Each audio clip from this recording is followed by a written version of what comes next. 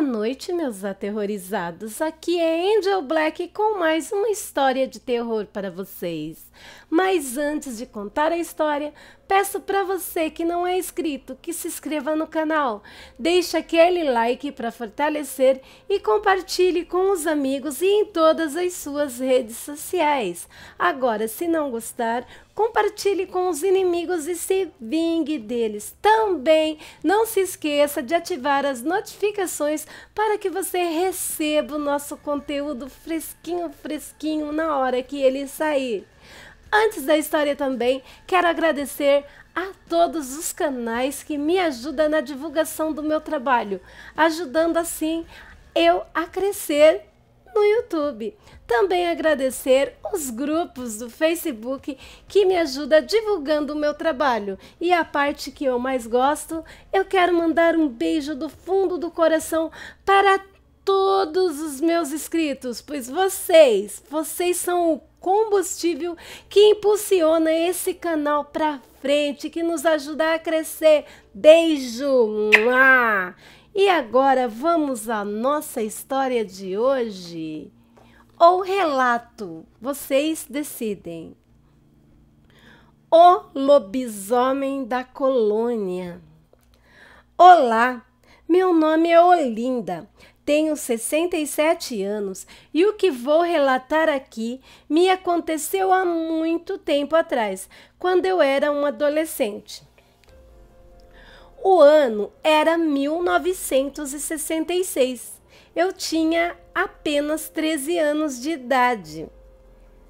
Nesse ano, eu e minha família tínhamos acabado de nos mudar para uma colônia em uma enorme fazenda nos arredores de uma pequena cidade lá no Rio Grande do Sul. Pois papai era peão e trabalhava nos cuidados tanto com o gado de corte, tanto quanto o gado leiteiro. Às vezes eu ia com a mamãe levar almoço para ele, pois às vezes ele trabalhava tanto que não dava tempo para ele ir para casa almoçar com a gente. Junto com o papai, trabalhavam vários outros peões, pois, como eu disse, a fazenda era muito grande. Conforme o tempo ia passando, fomos conhecendo melhor os outros moradores da colônia e as famílias foram ficando mais próximas. Mamãe, que era muito comunicativa, fez amizade com a maioria das mulheres de lá. Isso foi bom, pois a mamãe fazia vários trabalhos artesanais, como tricô, crochê e lindos bordados. E com isso, começou a entrar um dinheirinho extra. Os pedidos eram tantos que muitas das vezes eu tinha que dar uma mãozinha para ela, coisa que eu fazia com muito gosto, pois além de eu gostar muito de fazer esses trabalhinhos, ajudando a mamãe, eu passava muito tempo conversando com ela. Ai, aqueles sim eram mesmo dias felizes. Lembro-me com muita clareza de um dia, o dia em que tudo começaria a mudar em minha vida. Era um dia muito frio, no mês de maio. E já de manhã, papai pediu para a mamãe que lá para as 11 horas da manhã fosse levar o almoço dele, pois naquele dia ele não poderia ir para casa almoçar, pois além do trato com os animais, o patrão pediu para que eles abatessem algumas cabeças de gado e preparassem a carne, pois o patrão casaria uma sobrinha dele e ele era o padrinho. Então, como principal presente de casamento, ele daria uns 3 dias de festa, regada com muitas bebidas e carne. Como ele mesmo disse, só se casa uma vez, então tem que ser algo inesquecível e com muita fartura. Então, quando eram umas 10 horas da manhã, eu e mamãe começamos a colocar coisas na charrete, pois depois que deixássemos o almoço do papai, íamos entregar algumas encomendas, blusas de lã que a mamãe tinha feito. Lá para umas 10h30 saímos e fomos lá levar o almoço do papai. Chegamos, entregamos a marmita e quando já estávamos indo para a charrete, chegou um homem a cavalo e nos cumprimentou. Me lembro que ele era muito grande e forte. Ele olhou fixamente para a mamãe e perguntou: "Para onde vão as princesas?" Mamãe abaixou a cabeça e subimos na charrete e fomos fazer as entregas.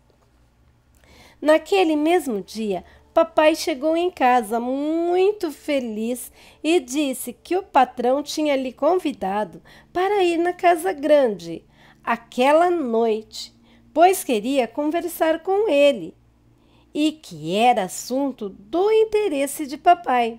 Então ele tomou um banho, montou no cavalo e foi lá para a casa grande para saber do que se tratava o assunto que o patrão queria falar. Eu e a mamãe já estávamos dormindo quando o papai chegou. Então ele só nos contou a novidade no outro dia. Já no café da manhã, papai, todo feliz, comunicou que nós íamos mudar de casa, porque o patrão tinha feito a ele uma proposta irrecusável. Papai seria capataz da fazenda e não mais um simples colono e peão. E como ele cuidaria de tudo, seria o homem de confiança do patrão, ele teria que morar lá, em uma bela casa que ficava praticamente do lado da casa grande, ou seja, praticamente ao lado da sede. Papai ainda riu e disse para a mamãe: "Chega de você ficar trabalhando, vou te dar vida de rainha." Aquele dia, papai não foi trabalhar. Ficou em casa esperando o caminhão de mudanças. Assim que o caminhão chegou, ele, a mamãe e alguns vizinhos rapidinho arrumaram as coisas no caminhão e fomos embora. Papai estava tão radiante. Chegamos na casa nova. A casa era muito grande, com vários quartos, sala, cozinha espaçosa.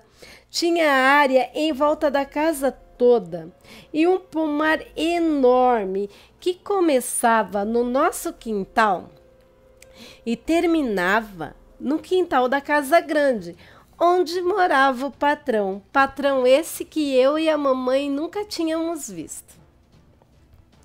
Depois de ajeitarmos as coisas, mamãe fez uma sopa e dormimos antes mesmo de escurecer, pois estávamos muito cansados. No outro dia, já umas 4h30 da manhã, mamãe levantou para fazer o café para o papai tomar, antes de ir trabalhar. E quando ela estava acendendo o fogão a lenha, ela ouviu um uivo muito alto no fundo do quintal. E com medo, ela olhou pelas frestas da janela e viu um vulto preto correndo para dentro do mato. Ela deu um grito, mas um grito tão alto que papai pulou da cama e foi ver o que tinha acontecido. Papai saiu para fora. Lá ele só viu marcas no chão, como se um bicho tivesse se esponjado ali. Depois achou pedaços de galinhas mortas. Ele voltou e falou para a mamãe: "Calma, mulher. Você viu foi um cachorro do mato ou um lobo-guará. Ele só estava com fome."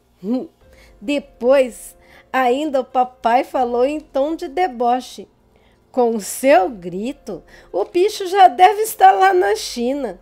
Ele ficou com mais medo de você do que você dele." Terminando de falar, Papai tomou o café e se despediu da gente com aquele sorriso enorme no rosto que só ele tinha e foi para o trabalho. Eu e a mamãe descemos para o rio para lavar roupas, quando vimos um homem vindo a galope em um cavalo, em direção ao rio. Quando ele chegou perto, vimos que era o mesmo homem que tinha mexido com a mamãe no dia que levamos almoço para o papai. Ele chegou, desceu do cavalo. Realmente ele era muito grande, também muito forte. Ele perguntou se minha mãe tinha gostado da casa. Minha mãe tentou ignorá-lo. E ele, persistindo, disse a ela: "Não fique constrangida, princesa. Eu sou o patrão do seu marido. E tudo que ele acha que conquistou, só lhe dei por causa de sua beleza. E vai depender de você ele continuar progredindo." Mamãe colocou as roupas ainda molhadas nas bacias e me chamou para irmos embora. Aquele homem puxou mamãe pelo braço e disse: "Você não vai me ignorar, princesa." Mamãe puxou os braços da mão dele com muita força. Pegamos as bacias e fomos para casa. Chegamos em casa, mamãe preparou o almoço e papai chegou para almoçar. Depois do almoço, mamãe disse que não queria ficar ali. Disse que queria ir embora. Papai ficou muito nervoso e queria saber o que estava acontecendo. Justo agora que ele podia dar tudo para ela, ela estava agindo daquele jeito. Mamãe não contou o que aconteceu, pois ficou com medo de falar e aquela situação acabar em tragédia. Então ela só se limitou a dizer que se ele não fosse embora com ela daquele lugar, ela ia me pegar e iríamos só nós duas. Depois dessa discussão, papai foi bravo falar com o patrão. O patrão então disse ao meu pai que ele poderia até ir embora, mas que pelo menos por consideração que ele fizesse um último trabalho para ele. Papai, para não ficar como mal agradecido, aceitou. O trabalho era levar uma boiada para uma outra fazenda do patrão. A fazenda não era muito longe, mas o papai, saindo 1 hora da tarde, só iria conseguir estar de volta depois da meia-noite. Já se passava das 6 horas da tarde, mas como era inverno, já estava bem escuro e frio. Eu e a mamãe estávamos jantando quando alguém bateu na porta. Era o patrão do meu pai. Ele disse que queria falar com a mamãe. E ele parecia estar muito irritado. Mamãe saiu para falar com ele e me disse: "Fica quietinha aí dentro de casa, não saia para nada." Do nada, mamãe entrou chorando e fechou a porta com tudo. Aquele homem saiu xingando e praguejando: "Sua ingrata, isso não vai ficar assim. Se eu não vou ter o que eu quero, sua vida acaba aqui e hoje." Mamãe ficou muito nervosa. Trancamos todas as portas e janelas e ficamos juntinhas na sala até papai chegar. Quando faltavam poucos minutos para meia-noite, ouvimos galopes de cavalos chegando. Ficamos muito felizes. Era o papai chegando. Mas quando mamãe abriu a porta, o seu sorriso se desmanchou do rosto. O patrão estava junto com o papai. Papai chegou e pediu para a mamãe pegar água para aquele infeliz. Mamãe tremia muito, então fui com ela até a cozinha pegar água no pote. Levamos a água para o patrão. Ele pegou o copo e jogou o copo com água e tudo na cara do meu pai. Papai ficou sem reação. De repente, o corpo daquele homem começou a mudar. Começaram a crescer pelos ralos e negros por todo o seu corpo. Ele ficou com a cara muito estranha. Pelo que eu me lembro, ficou uma mistura de cara de gente com focinho de cachorro. Os dentes enormes, enormes, os olhos vermelhos. No lugar de mãos, garras. Garras enormes. O bicho babava e grunhia e fedia muito. Ele foi para cima do papai. Papai até tentou lutar, mas foi em vão. Ele rasgou o papai com aquelas garras e aqueles dentes enormes. Depois que ele terminou com o papai, ele fixou aqueles olhos vermelhos para mim e veio em minha direção. Quando ele estava bem perto de me atacar, mamãe pulou nas costas deles, segurando uma faca de açougueiro e deu várias facadas nas costas do bicho. O bicho virou e deu uma patada assim no peito da mamãe, que tomou impulso e voltou e não parou de dar facadas no bicho. Aquela fera uivava muito alto e correu pela mata dentro. Eu e mamãe só pegamos documentos, montamos nos cavalos do papai e o do maldito que já estavam selados e fomos estrada fora, até chegar na cidade mais próxima. Ainda bem que era noite de lua cheia e a estrada estava bem clara e não tivemos dificuldade para chegar até a cidade. Chegando lá, já estava amanhecendo. Quando chegamos na delegacia da cidade, respirei fundo, senti um leve alívio, achando que as coisas melhorariam. Mas que ilusão! Bati na porta da delegacia. Um policial atendeu. Eu tentava falar, mas a minha voz não saía. Apontei para onde estava a mamãe. O policial ficou olhando para mim, então peguei ele pela mão e levei até onde mamãe estava. Mas quando chegamos lá, minha mãe estava caída no chão. Ela só olhou para o policial e disse: "Cuida da minha filha, que eu a amo." Ela terminou de dizer essas palavras e faleceu. Eu não conseguia falar, apenas chorava em silêncio. Também eu não sabia escrever, pois sempre tinha morado em sítios e fazendas e nunca tinha sequer entrado numa escola. Aquele policial se compadeceu de mim e me levou para um convento e entregou meus documentos à Madre Superiora. E lá fiquei até alcançar a maioridade. Fiquei 5 anos sem falar nenhuma palavra. Só me comunicava, pois as madres ensinaram eu a escrever. Mas depois dos meus 18 anos, eu voltei a falar. Quando saí do convento, descobri que o maldito que matou meus pais estava vivo. Mas não ficou vivo por muito tempo. Mas essa é uma história que contarei num próximo relato. Boa noite, índio. Meus aterrorizados, como são as coisas?